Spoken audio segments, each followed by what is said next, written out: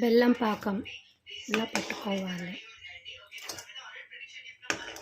ఇలా వేడిగా ఇలా చేసుకోవాలి. ఇట్లా ఓపెన్గా ఇట్లా ఫ్రీగా ఇలా ఉంటుంది. కలుపుతుంటే ఇలా ఫ్రీగా ఉండాలి. బెల్లం పాకం. ఇది కొబ్బరి కురుము.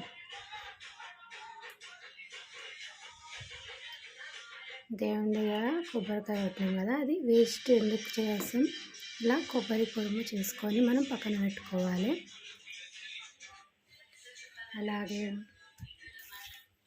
అందులో మిక్స్ చేసుకోవడానికి డ్రై ఫ్రూట్స్,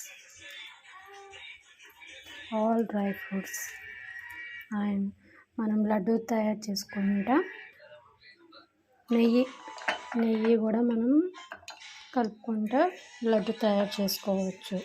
కొబ్బరి లడ్డు ఇలా మసులుతూ ఉండాలి. గోల్డెన్ కలర్ రావాలి మొత్తము.